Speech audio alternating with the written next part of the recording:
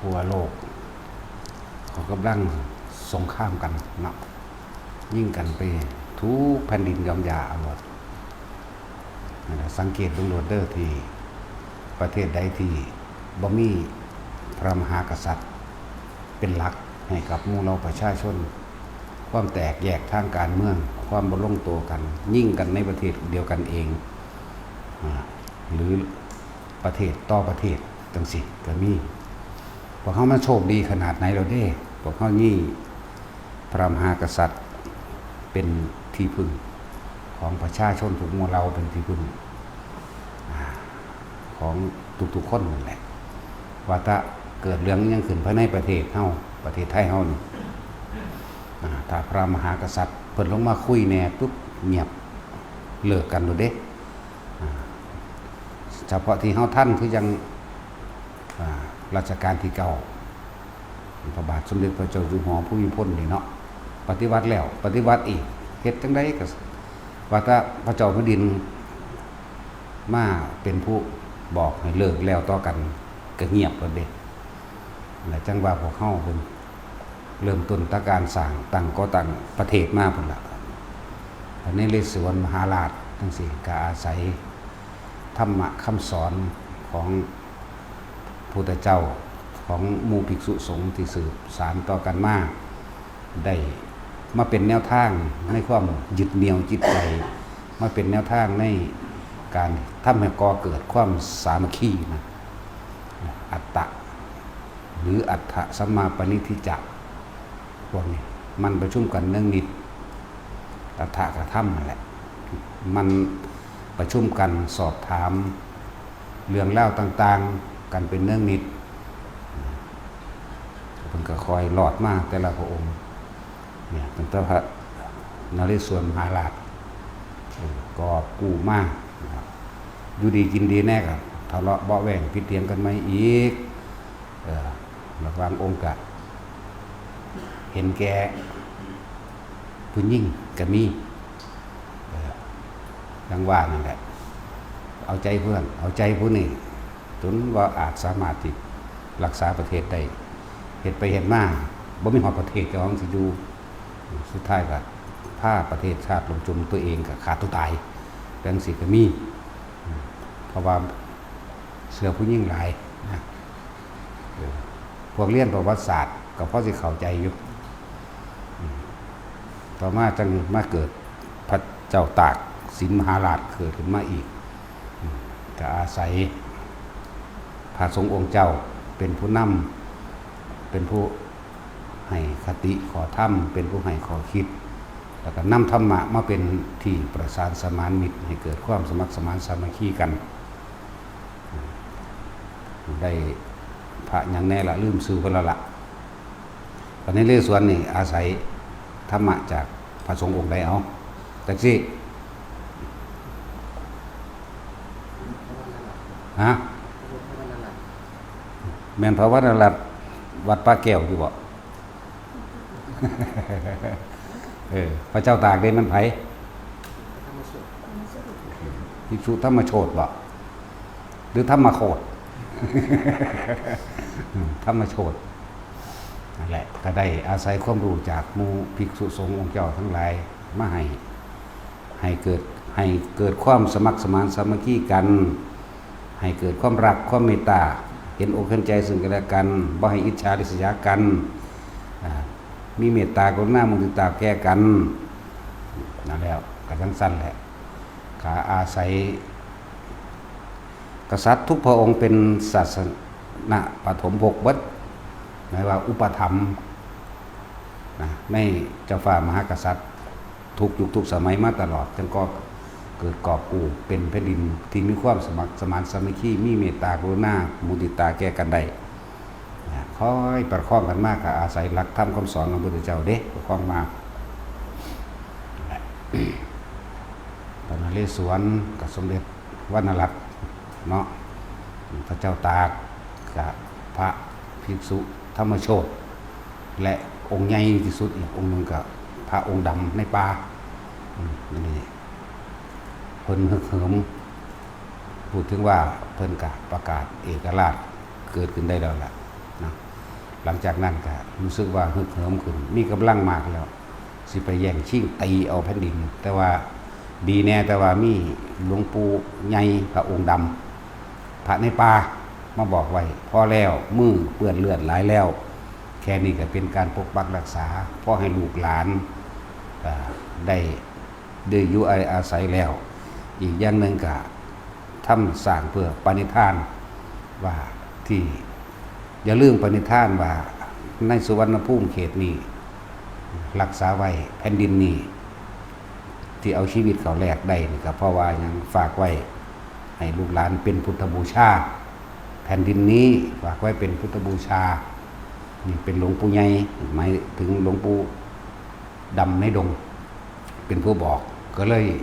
ยับยั้งชั่งใจไว้ที่แรกสิไปตีเอาให้มันเบิดนั่นแหละคือเกิดความมีความระโมบเกิดขึ้นมากกว่าเก่าที่แรกตั้งสัจจะเอาไว้ว่าจะเอาแค่นี้พ่อได้เป็นพุทธบูชาธรรมะของพระศาสดาก็ว่าไปนั่นแหละพุทธจังได้เลิกหน้าแน่ว่าราชการที่1บัดนี้พุทธยอดฟ้าจุฬาโลกมหาราชพุทธเลิศลานภาลัยพระนั่งเก้าเจ้าอยู่หัวพระจอมเก้าเจ้าหัวพระจอมเก้าเจ้าหัวพระเก้าเจ้าหัวเป็นเก้าเจ้าหัว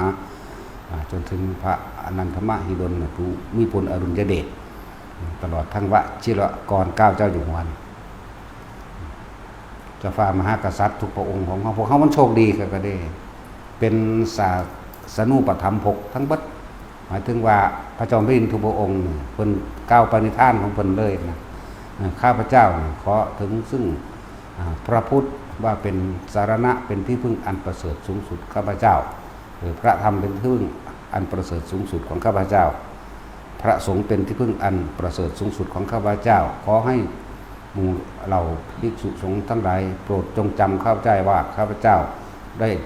ถือเอาแล้วถึงแล้วซึ่งพระพุทธพระธรรมพระสงฆ์เป็นที่พึ่งอันประเสริฐสูงสุดนะ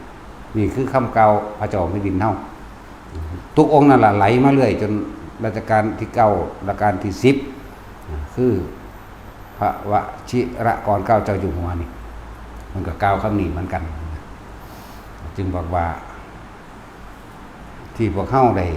พ่อได้มีหม่องฝึกหัดปฏิบัติตนเองที่สบายแน่ก็เพราะว่ามีพระมหากษัตริย์เด้เป็นผู้ค้ำสู้เอาไว้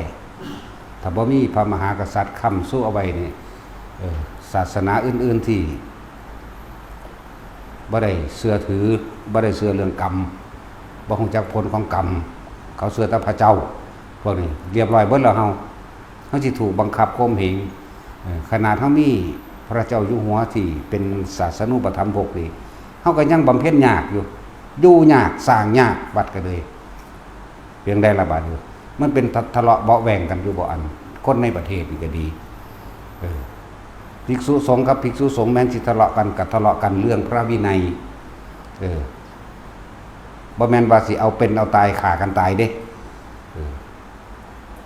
เหมือนกับอันธรรมยุทธ์หรือมหานิกายนี่อรัญญวาสีหรือข้ามาวาสีมื้อนี่ก็เป็นแค่สื่อของมันดอกแท้ที่จริงแล้วก็เป็นศาสนาเป็นพุทธศาสนาเดียวกันนั่นแหละเพียงแต่ว่าการปฏิบัติมันต่างกันตรงที่ว่าอันใดที่พระพุทธเจ้าบ่สอนจะพากันเทศมันก็เลยถกเถียงกันแน่แต่ถกเถียงนี่บ่ได้ถึงกันว่าไปยกวัดไปฆ่ากันยิ่งกันเด้บ่ได้ฆ่ากันตายเด้จักบ่ล่ะ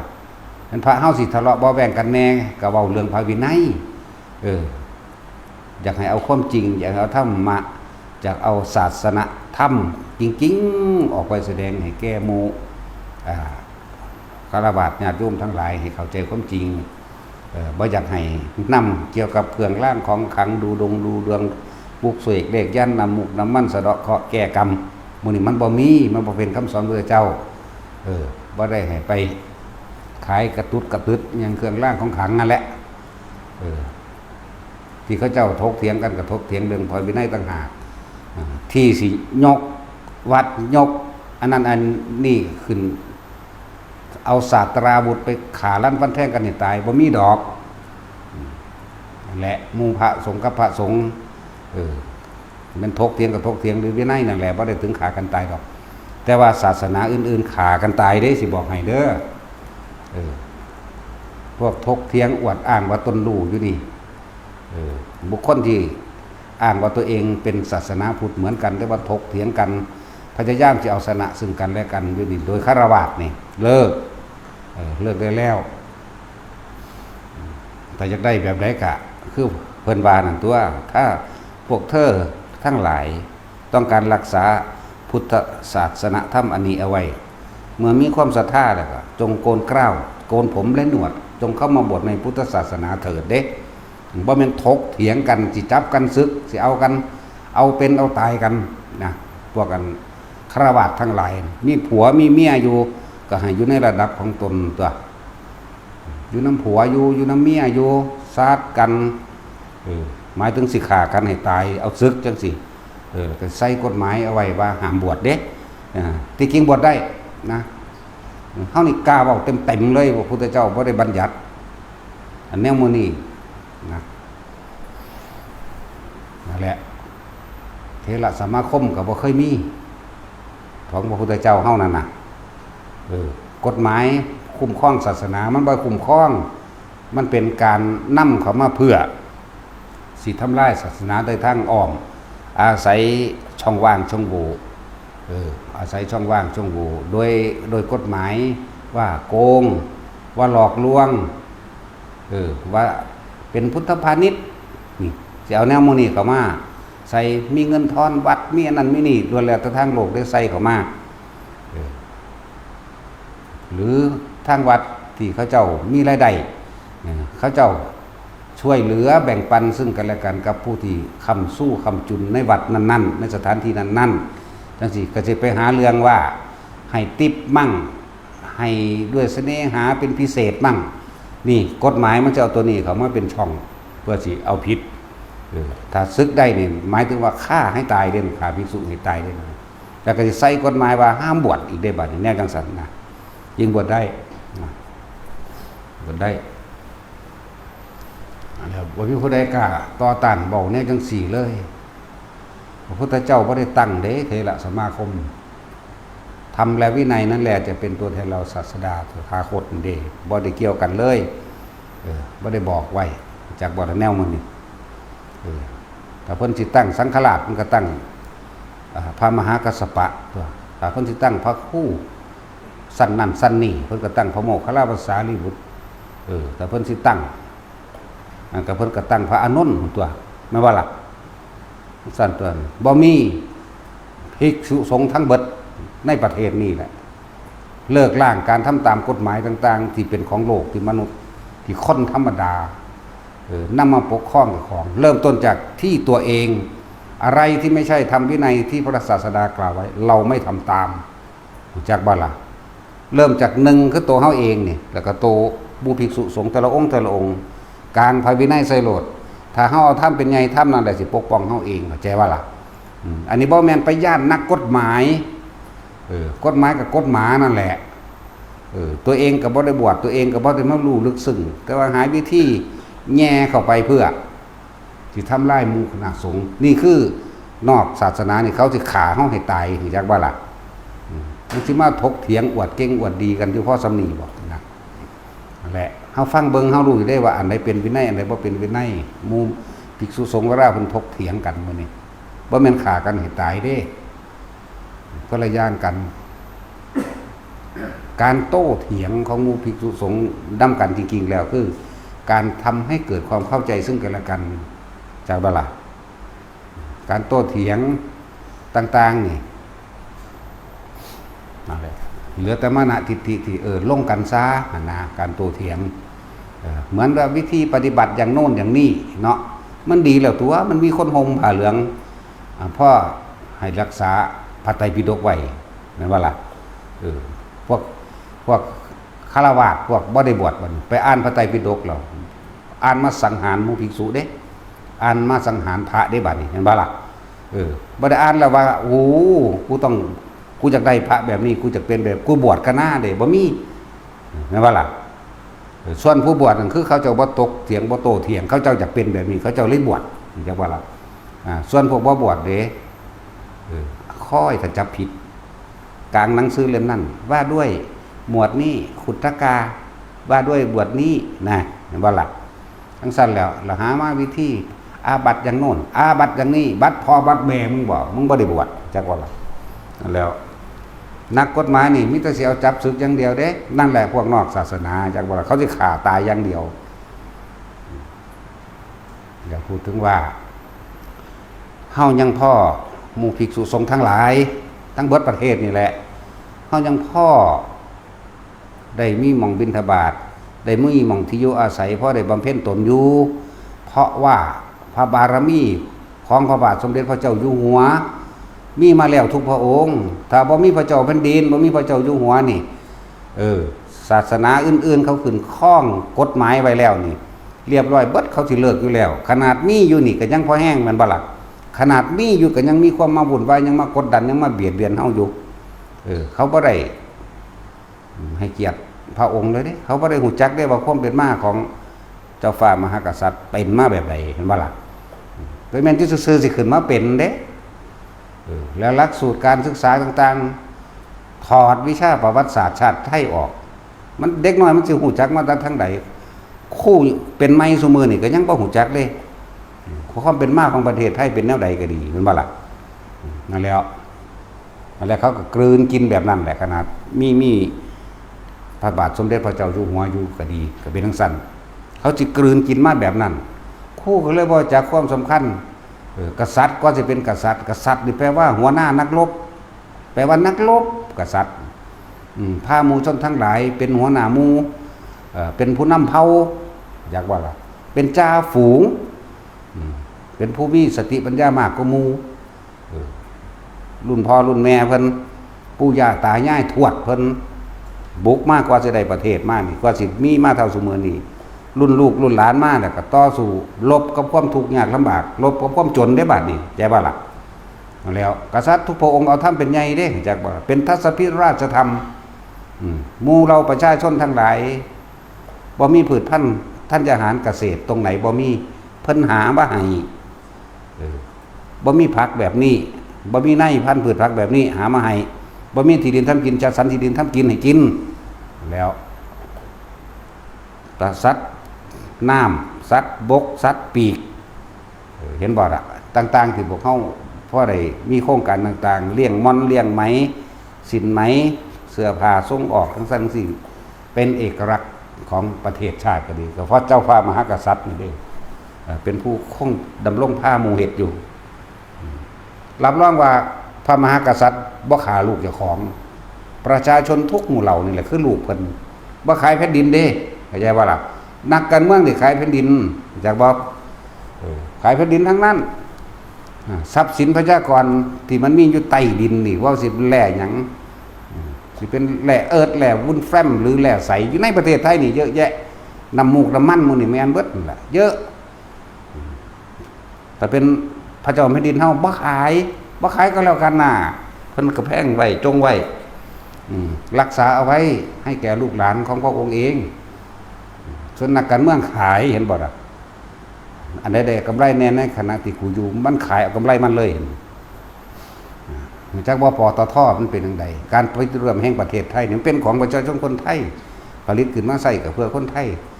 ได้จังหวะมันขายให้เอกชนเห็นบ่ล่ะเอกชนทางใดก็ต่างชาติเขามาถือหุ้นหลายกว่านังสิแล้ว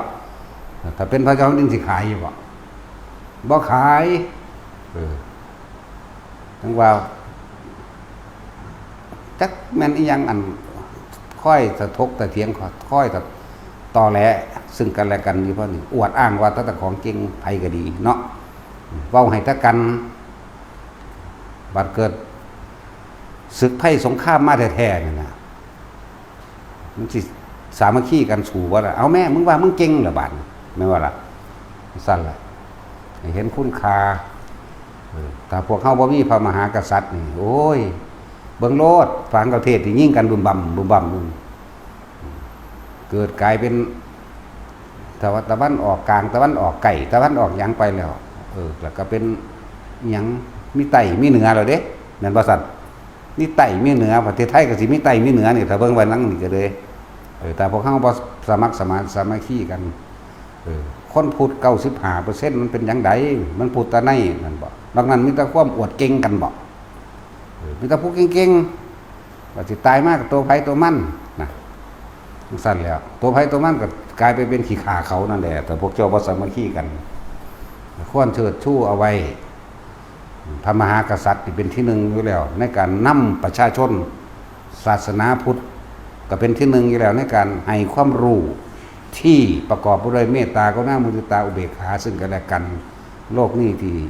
เจริญสูงสุดคือความเจริญโดยเมตตาเด้บ่แม่นตึกสูงบ่แม่นตึกสูงบ่แม่นอีหยังที่เป็นรถรุ่นใหม่เครื่องบินใหม่บ่แม่นแบบนั้นถ้าเกิดว่าจิตใจเจริญโดยเมตตาเต็มที่ของไผของมันเมตตากรุณามุทิตาอุเบกขาเต็มที่ตึกสูงรถใหม่มียานอวกาศมีเครื่องอำนวยความสะดวกไปพร้อมยิ่งดีแต่นี่มันบ่แม่นติมันเอามาคมเหงกันเนาะอะไรจังว่าทุกคนพวกเฮาเชิดชูนะเชิดชูพระเจ้าอยู่หัวไว้อันใดที่มันเป็นของดีเฮาบ่ต้องหาแลนเอาดอกไม้ไปให้เพิ่นดอกเข้าใจว่าล่ะบ่แม่นแต่ฐานลัดทางล่ะไปยิ้มใส่เพิ่นแล้วเอาดอกไม้ให้เพิ่นดอกเพียงแต่เฮาบ่ทะเลาะบ่แว้งกันเฮาตั้งใจใส่ชีวิตในการทำมาหากินในครอบในครัวเรือนบ่ลักบ่ปล้นบ่กี้บ่อิจฉาริษยากันนี่เพิ่นก็สบายใจแล้วอันนี้อิจฉาริษยาลักปล้นกี้เอาอีหยังมาให้ก็บ่พอโครงการพระเจ้าแผ่นดินเฮาเฮ็ดไว้มันเท่าไหร่พันโครงการเนาะตั้งแต่รัชกาลที่9มาวันนี้ผู้รู้เพิ่นก็สานต่อได้ล่ะเพิ่นบอกบ่เก่งอันผู้ปัจจุบันนี่เจ้าบ่เบิ่งบ่ข่าวในพระราชสำนักตะกี้หาลางมื้อก็แต่งตัวเป็นตำรวจนำพ่อเพิ่นเนาะนำพ่อนำเอื้อยนำแม่บางมื้อก็แต่งตัวเป็นทหารตามเสด็จอยู่เรื่อยๆนั่นแหละเพิ่นเรียนรู้วงกษัตริย์ ยังได้เพิ่นก็บ่ทิ่มประชาชนนาแต่ว่าประชาชนสิทิ่มเพิ่นติโอ้มันบ่ธรรมดาเด้คือจังพระเจ้าแผ่นดินในบทความหนึ่งแต่สมัยปีใดพุทธละถ้าเฮาอ่านไว้เป็นเด็กน้อยพระเจ้าว่าถ้าเพิ่นเป็นพระเจ้าแผ่นดินพระเจ้าแผ่นดินอย่าเรียกเราว่าอย่างนั้นเพิ่นว่าในหนังสือพิมพ์ไทยรัฐตะโดนครับก็เราก็คือประชาชนคนหนึ่งเรียกเราว่านายภูมิพลก็ได้นี่นะมันบ่ธรรมดาเด้มันลึกซึ้งกันอย่างนี้ข้าพเจ้าก็เป็นประชาชนคนหนึ่งก็เหมือนกับพวกท่านนั่นแล้วนะว่าหมายเพิ่นพูนเพิ่นเว้าอยู่ทางภาคเหนือหยังล่ะเพิ่นมีหมู่เป็นผู้ใหญ่บ้านเขาเอาเหล้าโทษเพิ่นกินเพิ่นบ่กินดอกเพิ่นทำท่าซื่อๆก็มีนั่นแหละกลางค่ำกลางคืนเพิ่นสิเสด็จไปทางใดก็ไปจนถึงให้ใดลงน้ำลงตุ่มก็ลงได้ดำหน้าก็ดำเด้เกี่ยวข้าวก็เกี่ยวได้เจ้าแผ่นดินเนาใช่ป่ะล่ะนั่นแหละจะไปไหลตามพวกเขาโจมตีทำลายเด้คิดดีๆเด้อแต่ละคนในประเทศนี่แต่บ่มีพระเจ้าแผ่นดินเอาแม้พวกเจ้าคิดว่าพวกเจ้าสิมีอิหยังมาคุมความปลอดภัยให้เฮาได้แม่นบ่ภิกษุสงฆ์เอาแม้ถ้ามีหม่องที่สี่บำเพ็ญเพียรใดเขาไล่ตีไล่ข่าอยู่แล้วมันสิไปเดินจงกรมทางใดตรงนี้เนาะสิไปบิณฑบาตทางใดเขาไล่ข่าอยู่ตลอดสิเป็นนั่งสมาธิอยู่ไสสิไปรีอยู่หม่องใดของเขาสิกวาดล้างอยู่ซั่นแล้วคนในกับคนในก็ให้สามัคคีกันแม้นเฮาเห็นภิกษุสงฆ์เขาถกเถียงกันก็ถกเถียงเรื่องพระวินัยดอกบ่ได้ฆ่ากันบ่ได้เอาเป็นเอาตายแต่ว่าศาสนาอื่นเอาตายจักบ่ล่ะเพราะมันเอาตายธรรมดาเอาฆ่าเผาถิ่มเลยนั่นแหมส่วนตอนนี้เขาเฮ็ดได้แค่ว่าเอาตายเอาออกจากการศึกษาละเพศใส่กฎหมายก็ว่าห้ามบวชนั่นไหลไปน้องเขาอีกเด้พวกอันบ่จักหยังก็ดีเฮานี่เอาถ้ำเป็นใหญ่ได้เฮาอันใดที่บ่เป็นความจริงอันใดที่บ่เป็นที่พระพุทธเจ้าบัญญัติไว้บ่สนใจบ่มียศถาบรรดาศักดิ์บ่มีสังฆราชนะแต่งตั้งก็แต่งตั้งไปจังซั่นแหละสำหรับผู้เพิ่นเอาถ้ำเป็นใหญ่ก็ถ้ำเป็นใหญ่จักบ่ล่ะแต่อันแต่งตั้งก็เอาไว้ต่างหากคือหลวงตาบัวเฮานี่อีพ่อใหญ่บัวนี่ยังพระธรรมวิสุทธิมงคลเขาใส่ตู้ไว้ทั้งศาลาพูนถ้าไปถามหาอิตาบัวเห็น แต่ว่าถ้าไปถามหาพระธรรมวิสุทธิมงคลโอ้อยู่ตั้งศาลาเด้อกวาดตาดอยู่หั่นแหละเฮาก็เห็นเป็นหยังเฮาสิบ่เห็นขี่รถบุ่มบ่ำเข้ามามีรถเบนซ์รถหยังตะกี้เนาะมาหาแต่ยังฮอดหลวงตาหลวงพ่อพระธรรมวิสุทธิมงคลอยู่ไสนะถามพระธรรมวิสุทธิมงคลอยู่ไหนโอ้อยู่บนศาลาซั่นก็ถามตัวเพิ่นนั่นแหละทิมตาได้แต่ไปละกูทิมไม่ตัดโยนให้เฮาไปละกูว่าซั่นให้เขาไปหาพระธรรมวิสุทธิมงคลอิตาบัวไปยังไงจักแล้วล่ะเพราะเขาก็อยู่หั่นเนาะจังซั่นแหละเพิ่นบ่ได้ไปหลงไหลนั่นนี่แหละผู้เพิ่นก็ตั้งไว้ซื่อๆแบบนี้เขาจะไปลงไหลดอกในสมเด็จนั่นสมเด็จนี่ผู้เข้าถึงธรรมนะถ้าซุมื้อนี้เป็นจังไดถ้าภิกษุสงฆ์ทั้งหลายถูกทำลายกาวตูใส่ลายหาเรื่องต่างๆคือออกมาปกป้องซอยกันเลยเว้ยแม่นบ่ล่ะออกมาปกป้องตัวพระสงฆ์บ่ปกป้องพระสงฆ์ไผสิปกป้องคนทางนอกมันบ่ได้รู้เรื่องหยังเด้มันบ่ได้มาอ่านพระวินัยมันบ่ได้มาจ่ออยู่ในอริยวินัยคือเฮาเด้เฮามันใคร่ควรอยู่ตลอดเด้อันใดจื้อบ่ได้เปิดอ่านใหม่เนี่ยพระไตรปิฎกคือกันจื้อบ่ได้อ่านใหม่อยู่เพราะซำนี้เด้อันนั้นอีหยังซากไปหาอยู่หากินตะตื่นขึ้นคิดหาแต่เงินในแต่ละมื้อแต่ละเว้นก็คิดสั่งอีนั่นสั่งบักนี้เนาะทั้งที่ก็อยากเซิงอีนั่นอยากเซิงอีนี่อยากเซิงบักนั้นอยากเซิงบักนี้ผู้ยิ่งก็เลยฝ่ายมาเว้าธรรมะขึ้นพูดแล้วศึกเถอะว่าเด้เนาะศึกหาแมงมึงบอกลองเบิ่งแล้วก็กูกันเลยพระเขาเรือนถาดซื่อๆก็ว่าสกปรกว่ะเนาะนี่แม่พระเขาเอาอาหารใส่ถาดเรือนไปใส่เมื่อหยิบก็ว่าสกปรกทำไมไม่จัดให้เป็นถาดพะนะบ่แม่นคนคุกโอ้ยลูกเขาอีแตดโปกว่าสกปรกมั่งว่าเป็นจังคือว่าจัดให้กันบ่แม่นหมูพอสิเอาอันนั้นอันนี้ให้แบบว่าจัดให้เรียบร้อยบ่แม่นคนคุกพร้อมเข้าใจบ่ล่ะทั้งสี่มันก็มีเห็นมันสิรู้จักแนวหยังเชิงกันอยู่ดีๆก็มา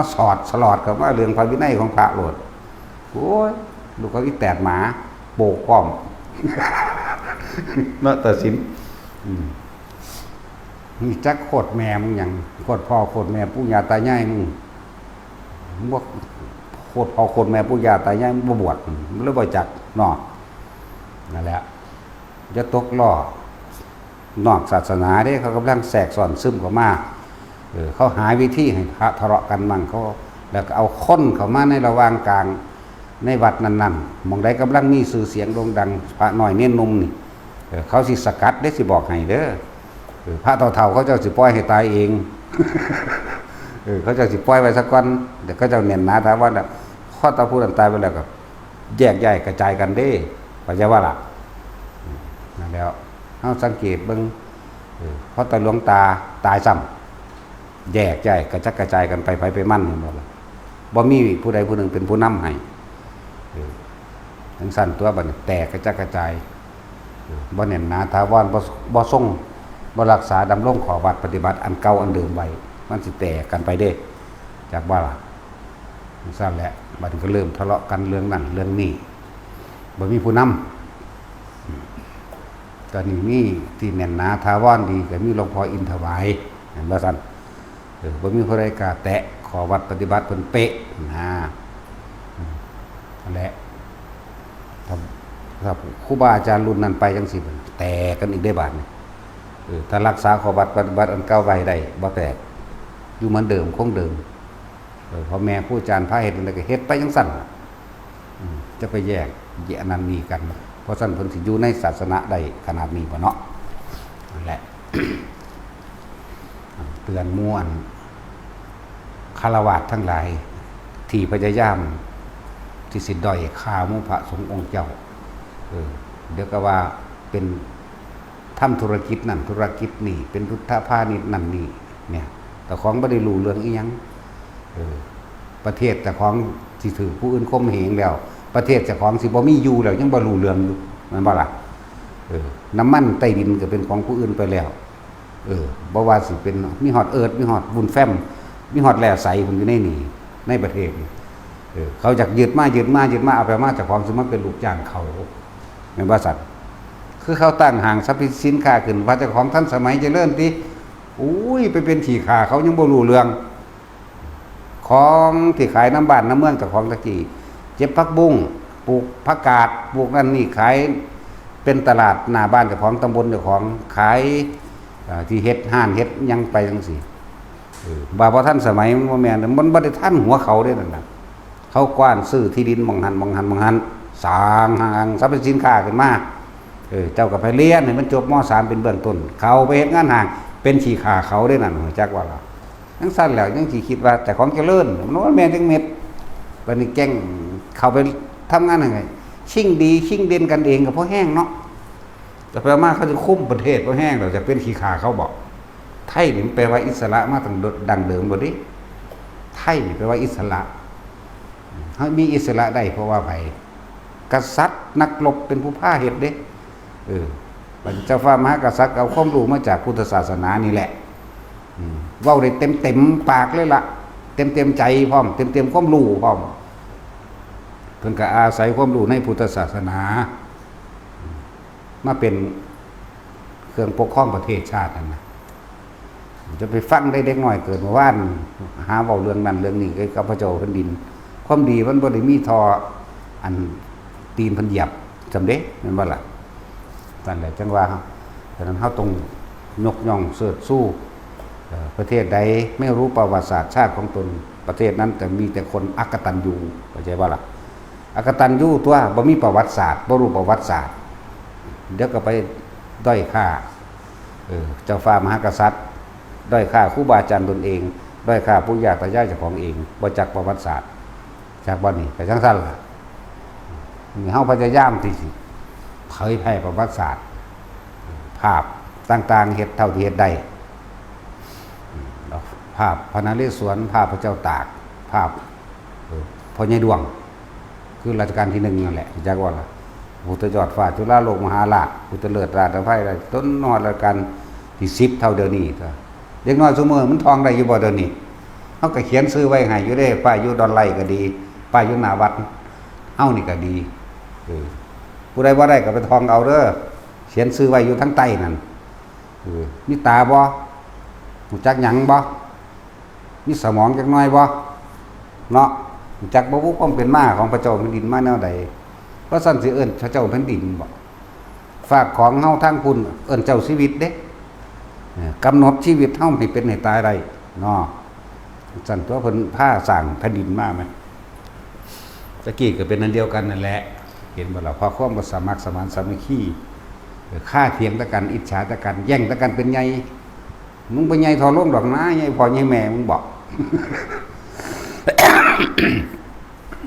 แล้วผู้ใดศึกษาโดยละเอียดพม่าหูยไปบางทีก็ไปป้องกันบ่แม่นไปตีพม่าเด้ป้องกันเขามาลุกล้านทางอันเหี้ยตาเดียว รอบหลังเขามาทางโคราชคุณล่ะแบงกอไหลเข้าไปหุ่นธรรมดาบ่ไหลเข้าไปตีฮอดราชบุรีนั่นนี่ทางคุณคิดได้กราฟขึ้นมามันก็ร้อยเอาคนไปแล้วบักเหี้ยตาเดียวจักเหี้ยตาเดียวบ่เด้อดิโว้ยจักทีบจักแดนยังได้นั่งอยู่นี่มืดตึ๊บเนาะสงสารแล้วอยู่ฝั่งนั้น4จังหวัด5จังหวัดพุ่นตัวมันสิมีมาแมงจังได๋เขมรก็เลยเนาะรู้จักบ่บุสาบลาบอยู่ในนี่ฟังอยู่นี่ก็เลยเนาะศรีโสพลพัตตะบองเสมาราชรู้จักอยู่บ่ล่ะฮอดพระนครบ่จักติรู้จักบ่พระนครมันหยังบ่เนาะแท็กซี่ก็บ่รู้จักจังซี่แล้วบ่มีสมองจักเม็ดได้เกิดมาใหม่นี่ ตัดสินให้แนวเสาะเบิ่งดูมีบ่ เสาะเข้าไปเบิ่งในหั่นมันสิบ่เป็นโกนๆบ่จังหวางอยู่บ่แม่นบ่ ซั่นแล้วบ่ห่วงแหนคนในชาติด้วยกันเองจังสิไปอีหยังก็ไปแล้วนั่นแหละให้ทุกคนหมู่ภิกษุสงฆ์ก็เลิกถกเถียงกันเรื่องนั้นนี่ได้แล้วล่ะ ถกเถียงกันไปก็บ่ได้หรอกอรหันต์นั่นมันฆ่าเถียงกัน ได้ข้าวผู้นั้นได้ข้าวผู้นี้แล้วก็สิได้หยังแต่ว่าที่เฮาถกเถียงเรื่องพระวินัยอยากให้เลิกซะจังซี่ซะส่วนการปฏิบัตินั่น40อย่างนี่กรรมฐาน40ทัศ40กองล้วนมีจุดหมายไหลลงสู่ทะเลหลวงเดียวกันปฏิบัติแบบใดก็สร้างล้วนแล้วแต่น้อมนำตัวเองออกจากความเวียนว่ายตายเกิดเด้เป็นอานาปานสติสิเป็นนามาพาทาสิเป็นอิหยังก็แล้วแต่ดีก็ไปฆ่าคนตัวแม่นบ่ท่านดีก็ไปหาปล้นจี้วางแผนความสิเอารัดเอาเปรียบกันตัวมันถูกทั้งหมดนั่นแหละสิเว้าเรื่องถูกแม่นบ่ล่ะเพราะว่าหยังมันบ่ไปฆ่าไผบ่เบียดเบียนให้ผู้ใดเดือดร้อนเสียหายชีวิตและทรัพย์สินเลิกถกเถียงกันได้แล้วอันนั้นอันนี้ผู้นั้นสอนผิดผู้นี้สอนถูกก็เพราะว่ามันถูกแล้วมันจึงมาเกิดก็เพราะว่ามันผิดแล้วมันจึงมาเกิดถูกจักว่าล่ะแต่บ่ผิดบ่ถูกมันจะยังมาเกิดพวกเจ้าไปเชื่อความเห็นเจ้าของไปเชื่อความยึดมั่นถือมั่นของเจ้าของเองมันต้องว่างตัวเนาะถกเถียงกันเรื่องนั่นเรื่องนี้ผู้ใดสอนแบบนั้นผู้ใดสอนแบบนี้นะก็ตั้งโตขึ้นมาสอนเราเองบ่เปลี่ยนบ่เนาะไผสิถกเถียงกันก็ดีนี่ศาสนาเดียวกันความเห็นต่างได้อยู่แต่ว่าจะเอากันเป็นเอาตายเถอะมันบ่แม่นดอกติบัดนี้มันเลยเป็นช่องว่างช่องโหว่ให้พวกนอกศาสนาเข้าใจบ่เนี่ยพวกเฮาคิดเบิ่งดีๆเด้อหมู่ภิกษุสงฆ์ทั้งหลายพ่อมีหม่องอยู่อาศัยพ่อมีหม่องฝึกหัดปฏิบัติตนเองเพราะมีเจ้าฟ้ามหากษัตริย์ค้ำสู้ไว้แม้นสมัยการก่อนสมัยพุทธกาลของพุทธเจ้าเฮาพุทธเจ้าก็ยังไปหาลักค้ำประกันจากกษัตริย์ถึง7เมืองเข้าใจบ่บาดสิเป็นเมืองราชคฤห์สิเป็นโกศลสิเป็นกบิลพัสหรือสิเป็นลิชวีเวสาลียังก็ว่าไปนี่เพิ่นไปทำความผูกมิตรกับกษัตริย์ไว้แต่ละองค์หมายถึงเพิ่นเอาธรรมะไปให้แต่ละองค์หมายถึงกษัตริย์7ประเทศน่ะเลยเป็นหลักค้ำประกันไว้ภิกษุสงฆ์เดินทางได้รับความเคารพนอบน้อมถ้าเห็นภิกษุสงฆ์ใส่ผ้าเหลืองไปนี่เกิดความสงบใจเกิดความสบายใจว่าพวกนี้บ่มีภัยจะว่าระบาดคนพวกนี้ห่มผ้าเหลืองไปบ่ได้มีภัยอันตรายไปฆ่าไผดอกนะนั่นแหละบ่ไปฆ่าไผดอกพระเจ้าก็ให้ความรู้ว่านี่บำเพ็ญเพียรแบบนี้นี่ขมะแบบนี้ศีลสมาธิปัญญาแบบนี้ให้ความรู้กับหมู่กษัตริย์แต่ละประเทศทั้งสั้นแล้วกษัตริย์เพิ่นก็ทรงทำมาเลยเห็นที่นี่ประเทศใดเมืองใดที่บ่มีกษัตริย์ที่เคารพนับถือพุทธศาสนามีบ่เอาพุทธศาสนาเอาบ่อาการนิสถานนั่นน่ะตะกี้รุ่งเรื่องมหาศาลยังไงเด้นั่นจักบ่ล่ะภิกษุอยู่ในภูเขานั่นทำเดียวกัน 20,000 กว่าองค์หมดเด้มันบ่ได้หาง่ายปานใดเด้อัน 20,000 กว่าองค์แม่นว่าซั่น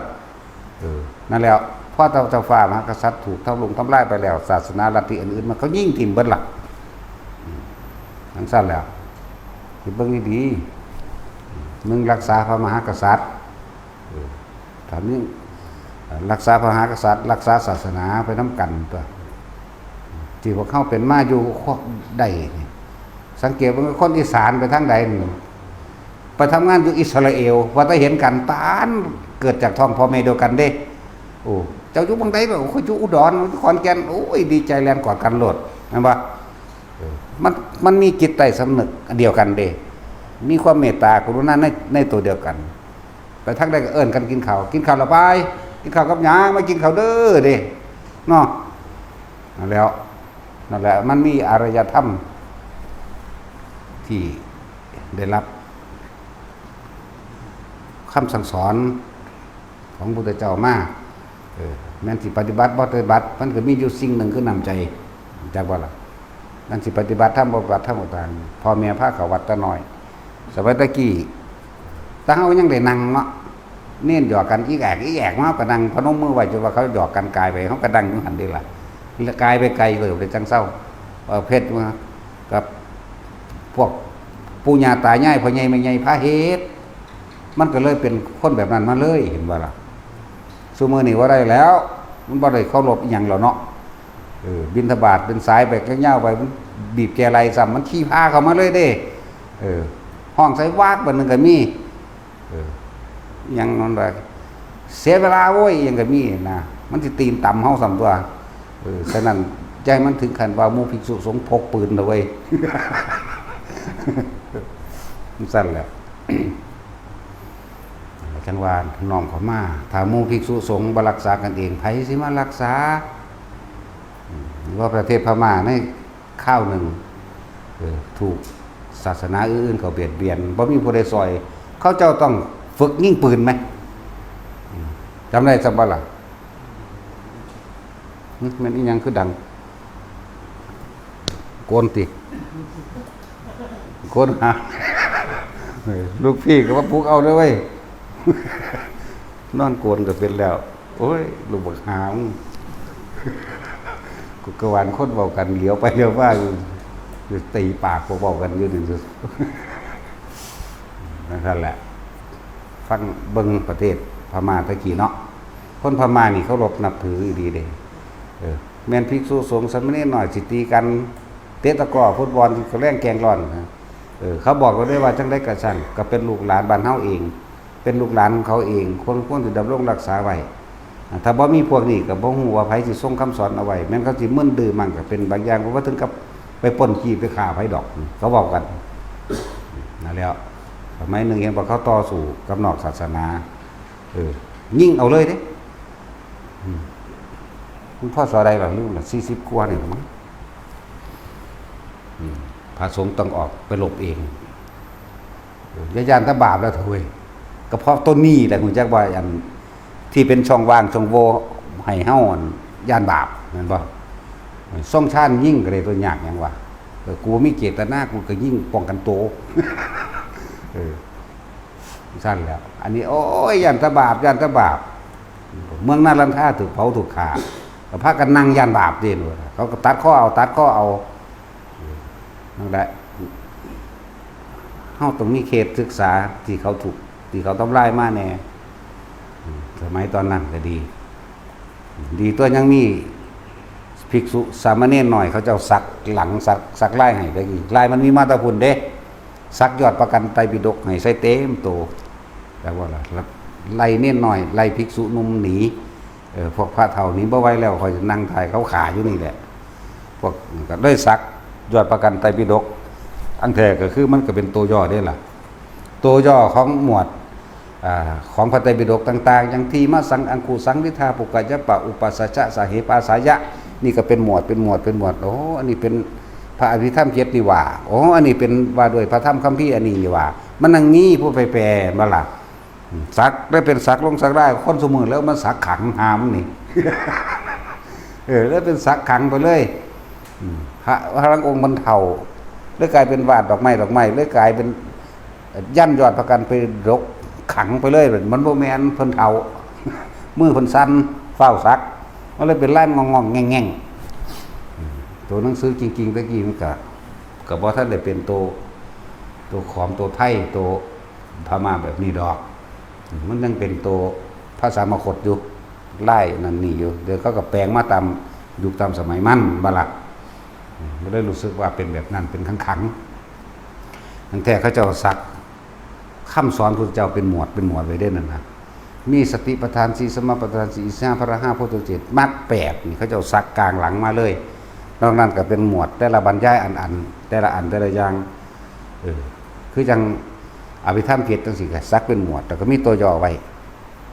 ตัวย่อมันนั่งมีผู้มีปัญญาไปแกะเอาเองแต่ต้องคอยมากว่าสิมาฟื้นได้พระไตรปิฎกฉบับเต็มแบบนี้เนาะได้ที่สมบูรณ์แน่ก็อยู่อัฟกานิสถานนึงที่ภูเขานั่นแหละที่เขายิ่งระเบิดพระพุทธรูปเฮาทิ่มมันได้บ่ล่ะก็บ่ติดใจดอกก็เป็นธรรมดาสิ่งใดเกิดสิ่งนั้นดับแต่ว่าเฮาได้เนื้อทำคำสอนไว้นี่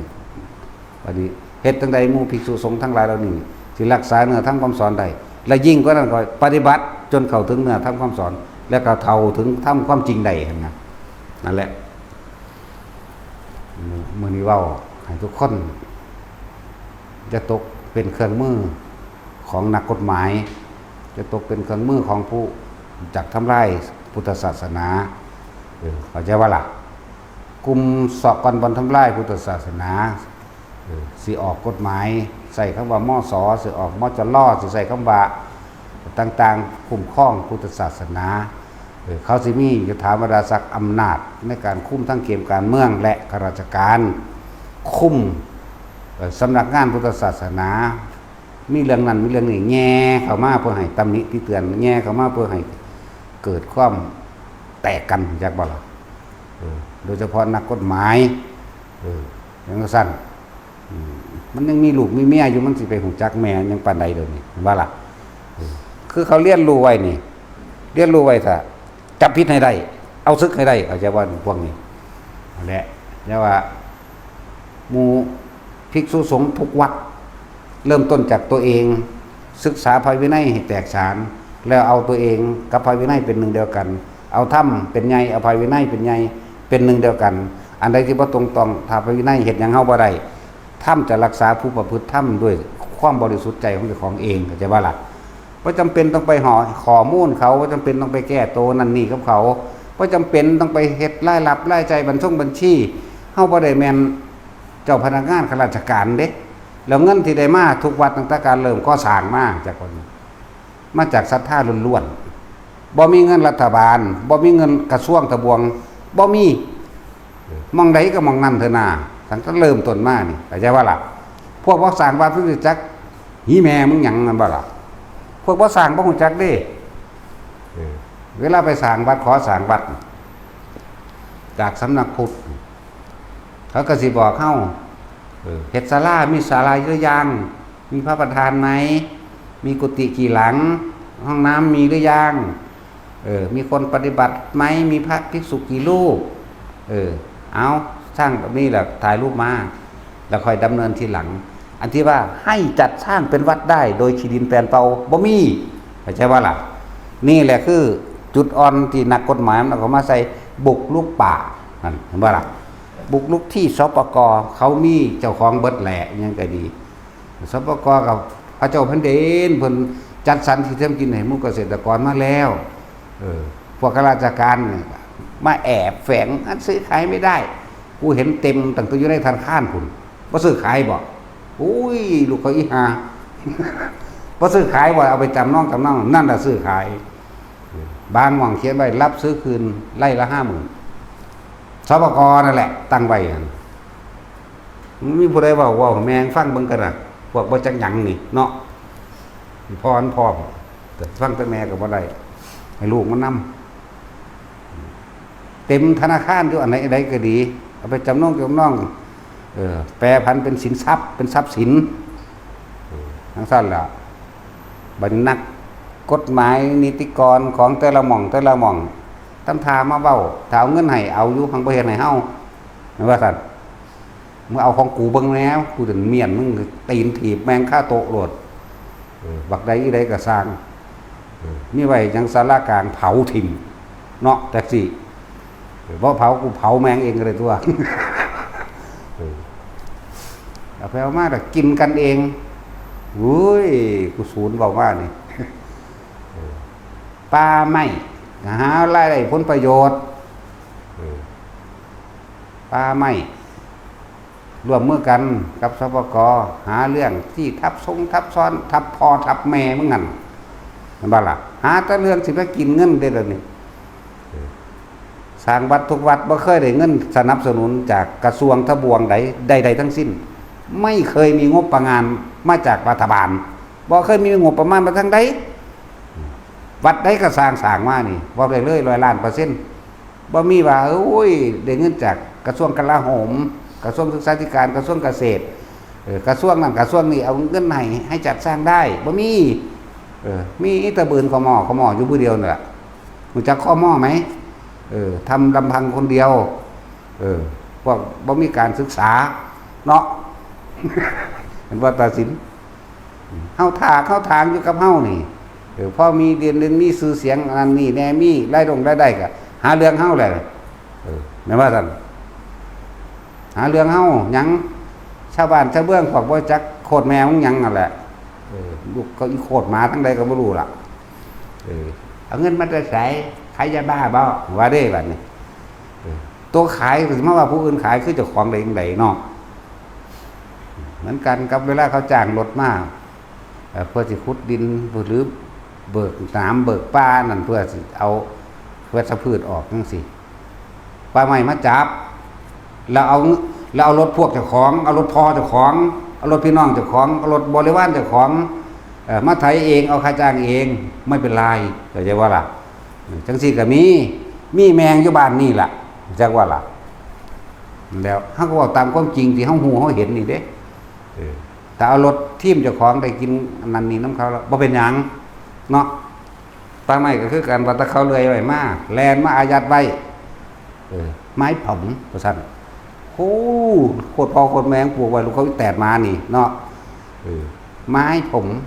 แล้วก็ให้เฮาไปหาเจ้าของใหม่ว่าผู้ใดเป็นผู้บริจาคต้นไม้จากที่สปก.หมายเลขอะไรขีดอะไรถ้าว่าจากนส3อะไรจากโฉนดอะไรเบ้ยอยากได้กันบ่ไปหาเอาเองหรือมาบังคับเฮาอยากได้เงินความจริงมันนั่นน่ะไม่เขียนไว้นี่อายัดไว้770,000 บาทเบิ่งดูบักฮานเขียนไว้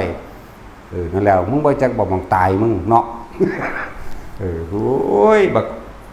โคตรเลวกว่าหมานี่นั่นแล้วว่ากูสิย่านกูบ่ได้ย่านเด้กูบ่ได้มีลูกมีเมียคือมึงเด้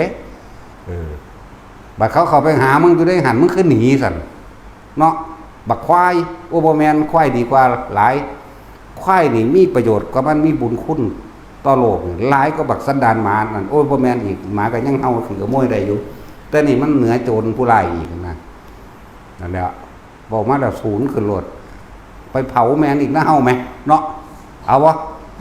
อยู่ตอนนี้มีอยู่400-500 คนเที่ยวนั้นไปดำ450 คนมันหน่อยวะแล้วบ่มีหยังข้าราชการค่อยจะเอาเปรียบประชาชนพระกับประชาชนผู้หนึ่งคือกันบัดน้ำท่วมกูบ่เห็นแม่มึงแล่นไปซอยน้ำท่วมคือเฮาเด้อล่ะเนาะน้ำท่วมเขายิงกันปะทะกันชายแดนมันเอาเข้าไปส่งเขาพวกกิโลบ่ล่ะของเขามันเป็นเท่าไหร่ตันจื้อก็บ่ได้แน่มันสิเฮ็ดประโยชน์แม่มึงหยังพวกป่าไม้นี่เนาะจังซั่นแหละเป็นมาแมงใต้ที่บ่ดีพุ่นล่ะเวลาขนไม้ใส่เป็นซุ่งไปแม่เป็นพันๆเที่ยวนี่แม่กูมีฮอดรูปถ่ายเพิ่นเด้กูบ่ได้เว้าซื่อๆเด้สูเอาว่าล่ะจักได้บ่ล่ะ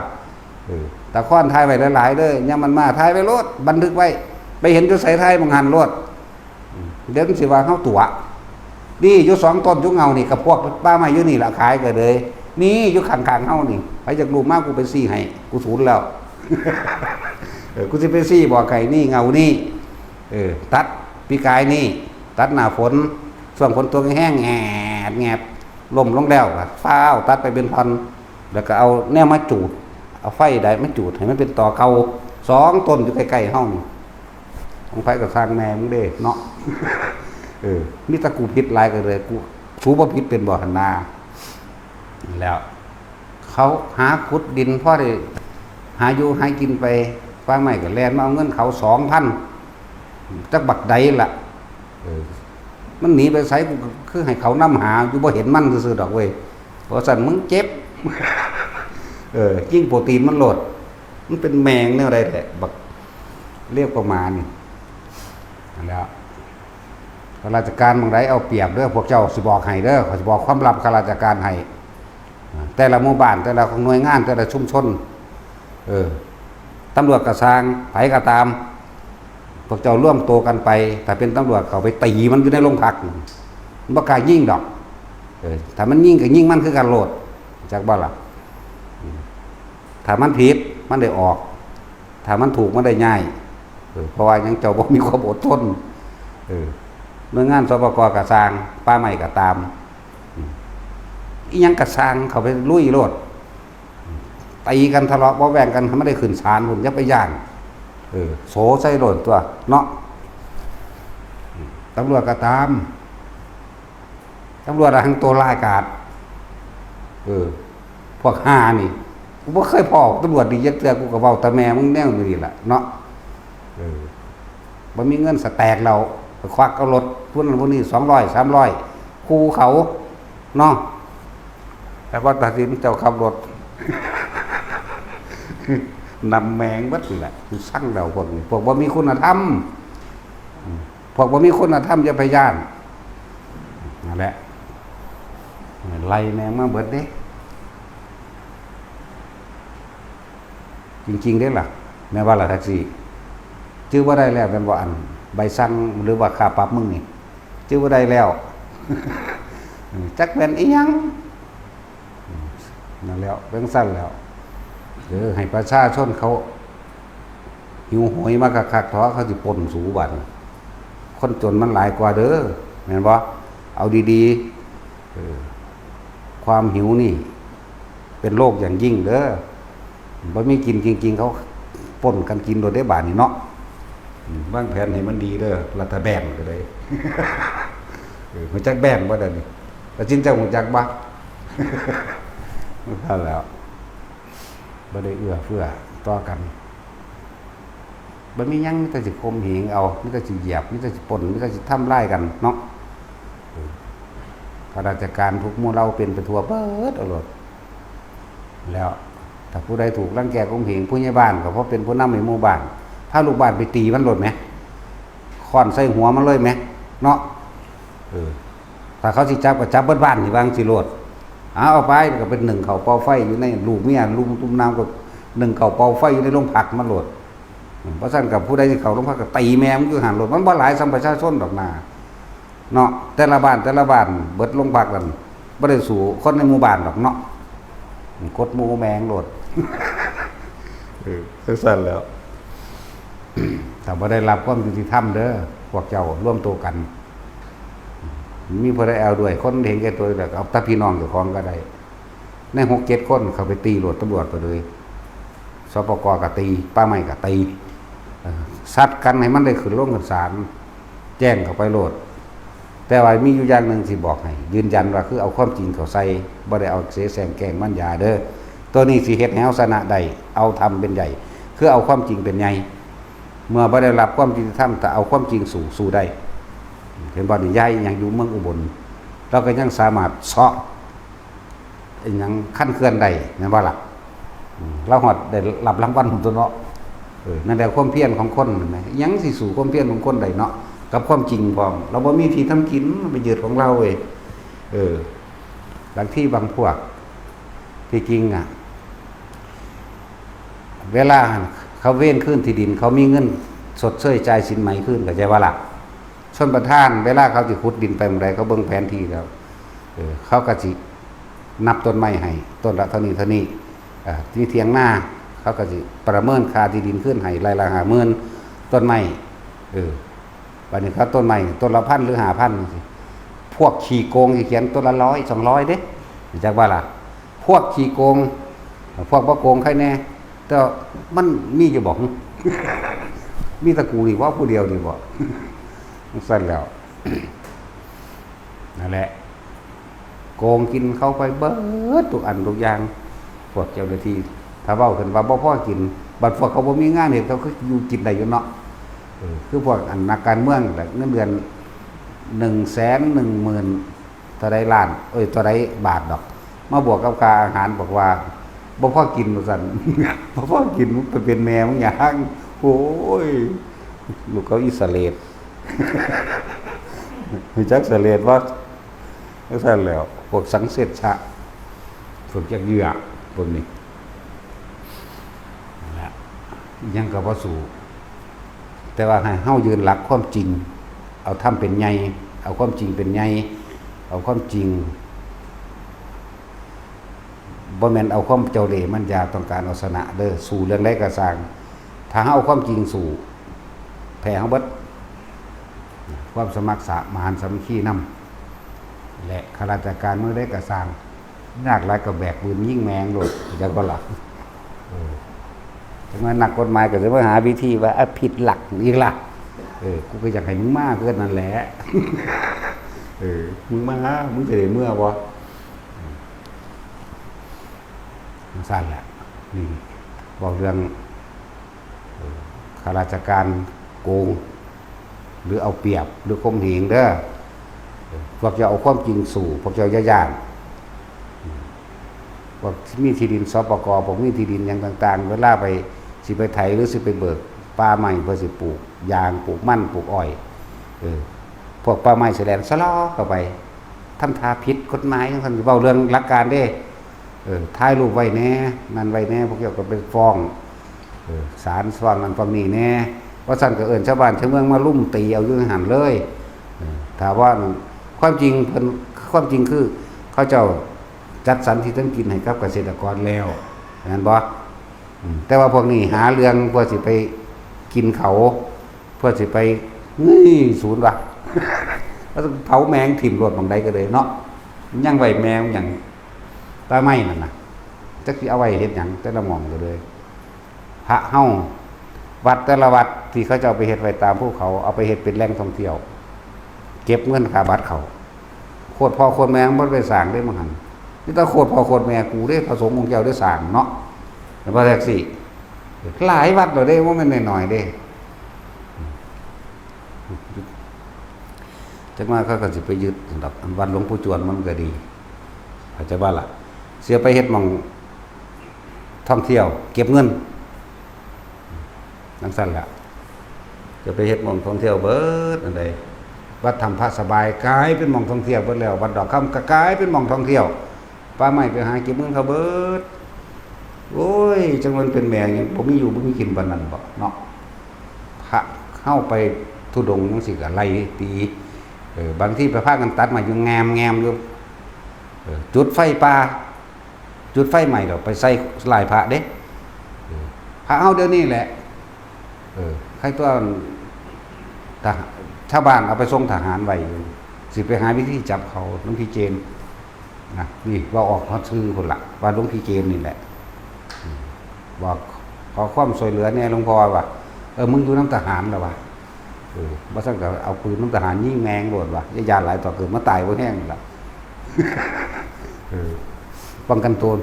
ยังก็เลยเว้าต่างๆให้ฟังนะบอกตั้งแต่เรื่องใหญ่ๆลงมาหาเรื่องน้อยๆบอกเรื่อง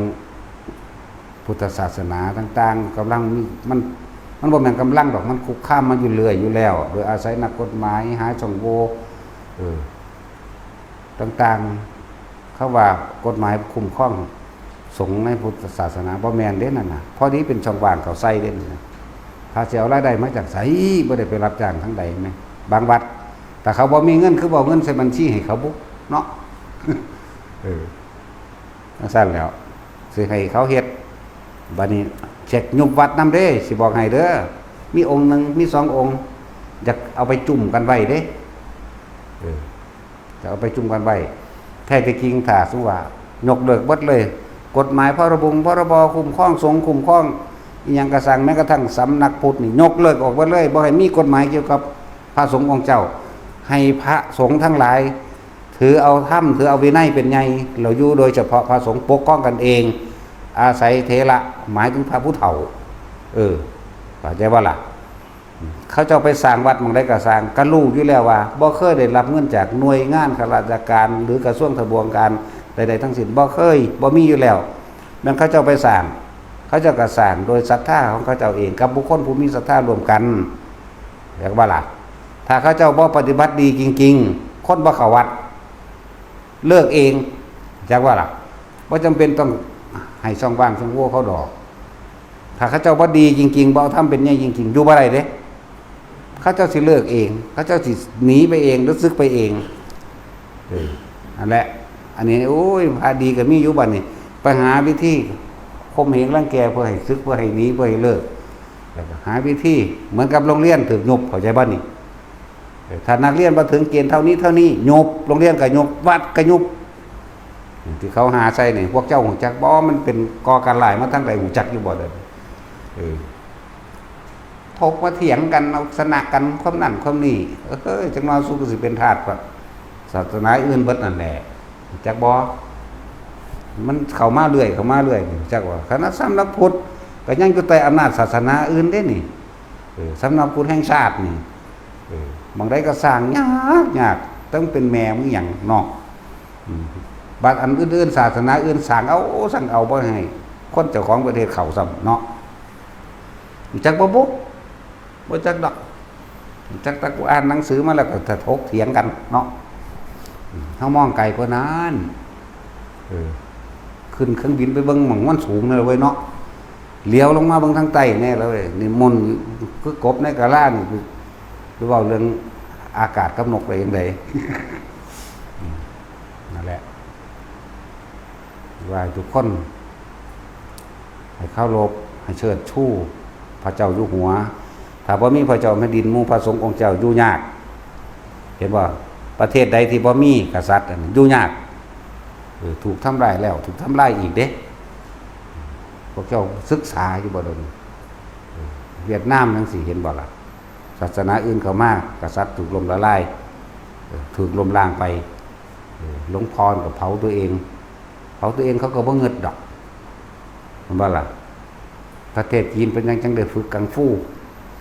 ก็เพราะว่าถึกลูกหลานนั่นนี่ตัวก็จะจังฝึกประเทศพม่าเป็นจังคือได้ฝึกยิงปืนก็ถึกลูกหลานจากนอกศาสนาจังซี่แหละต่อไปกับประเทศไทยของเฮานี่สิเป็นแนวใดเด้อ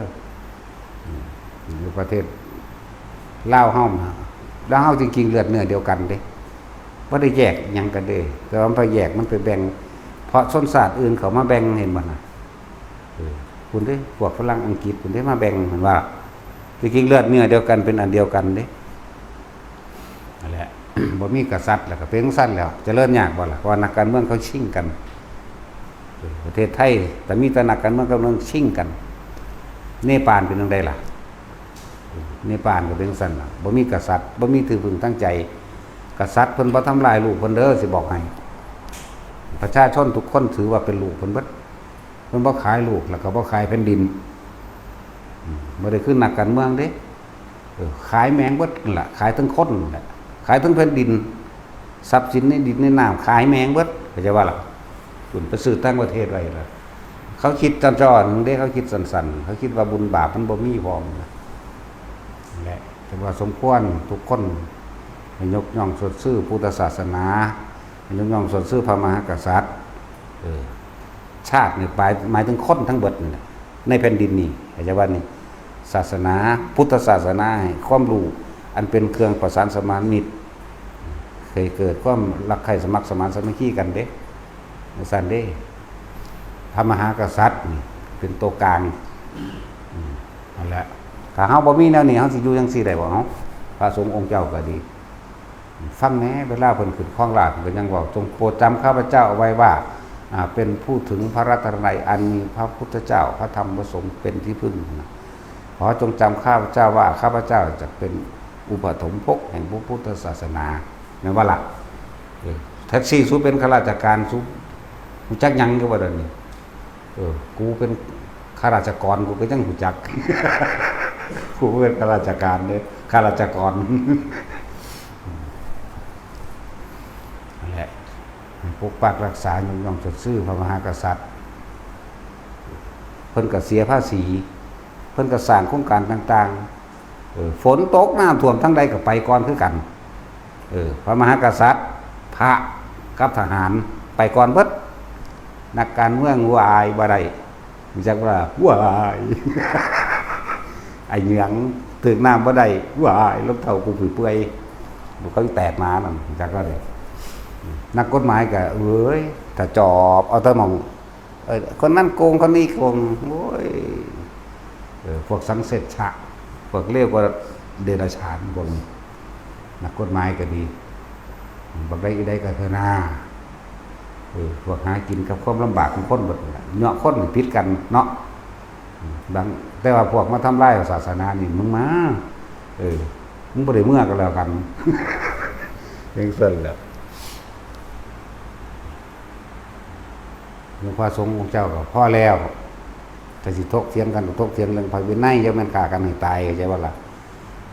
บอกกันคือเฮาด่านั่นแหละพระพุทธเจ้าบ่สอนบ่ได้ออกกระตุ้นนั่นกระตุ้นนี่บ่ซักสาริกาลิ้นทองไม่นี่หมายถึงเบาเรื่องพระวินัย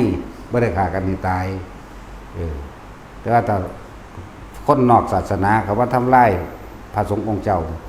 ทำลายพระพุทธรูปเผาวัดแต่ แต่ว่าทำลายพระสงฆ์องค์เดียวที่พยายามที่จะทำให้แจ้งซึ่งพระนิพพานหรือเป็นผู้มีศรัทธาอยู่บาปนักจากวันนักก็เผาวัดลอยวัดเข้าใจว่าละบาปคือเขาหาเรื่องใส่ไอ้ใช้วัดนั่นแหละครูบาใช้วัดนั่นแหละเฮาก็ปกป้องผู้ใดหาเรื่องใส่อาจารย์กบิดจังซี่เฮาก็ปกป้องในกรณีธรรมกายจังซี่เขาบ่ได้สอนให้ไปซ่องสมอาวุธไปฆ่าไผแม่นบ่ล่ะนั่นแหละให้ทุกคนซอยกันปกป้องแหน่บ่แม่นไปว่าถ้าเพิ่นผิดอันนั้นอันนี้ผิดเขาคงรับกรรมเอาเองดอกสู้บ่ได้ไปรับแทนเขาดอกเนาะถูกเขาก็รับกรรมถูกของเขาเองดอกเว้ยนิพพานเขาก็สร้างเองสวรรค์เขาก็ผ่านเองนรกเขาก็สร้างเองดอกแต่ว่าเห็นความสำคัญอันเป็นเรื่องใหญ่เนี่ยความแตกแยกสามัคคีในคนในชาติจากว่าล่ะตัวนี้แต่กูว่าเว้าก็ไม่มีผู้ใดเว้าแมงดอกย่านสั้นดอกๆอยู่เทละเทเละจะไถจะแถแมงไปทั้งไรล่ะปอกมาปกป้องนี่ละเว้ยเนาะเรื่องสั้นแล้วถ้ามันมีอยู่ทำเดี๋ยวสักมีตำแหน่งมันจากยานโลดบ่ได้เกี่ยวกับไผเด้ทำเป็นอย่างเดียวเด้พอสุดท้ายเราทุกคนต้องตายไหมเป็นนั้นคือว่ากล้าตายเพราะว่าการปกปักรักษาธรรมศาสตร์วินัยแล้วก็เอาธรรมเป็นใหญ่นี่ไหมเนาะตายคือเก่านั่นแหละสู้สิใหญ่ทำได้เดี๋ยวนี้สู้ทางตายเร็วซ้ำเนาะพออย่างโอ้ยย่านสั้นเขามาหาเรื่องกูดิโอ้ยมาได้เถินกูศูนย์แล้วกูจะหาเรื่องแล้วนอตสินพร้อมเสมอสุดเท่าเมื่อเธอพร้อมเนาะแต่สี่เฮาเห็นบทละถึงกันแล้วปลุกใจหรือว่าให้ความรู้ให้ความเห็นสร้างประเด็นขึ้นมาเพื่อให้คนหักแผ่นดินเจ้าของแน่หักหมายถึงหักกันหักคนในชาติเดียวกันนี้หากคนในชาติเดียวกันนี้คนในศาสนาเดียวกันนี้ปกปักรักษาเจ้าฟ้ามหากษัตริย์เวลามีเรื่องหยังกระสร้างถ้าพระองค์ลงมาคุยแน่เนี่ยเงียบเห็นบ่ล่ะเลิกก็พวกว่าจังบ่ได้เฮ็ดหยังให้เลิกได้เด้นั่นน่ะพวกว่าจักว่าคำหลวงตาได้ว่าหมาเพิ่นเอิ้นพวกด้อยค่าผู้อื่นด้อยค่าผู้อื่นเพื่อตัวเองมีค่าบ่มีทางที่จะจมลงนั่นแหละเอาละมื้อนี้จมพอละสมาทาน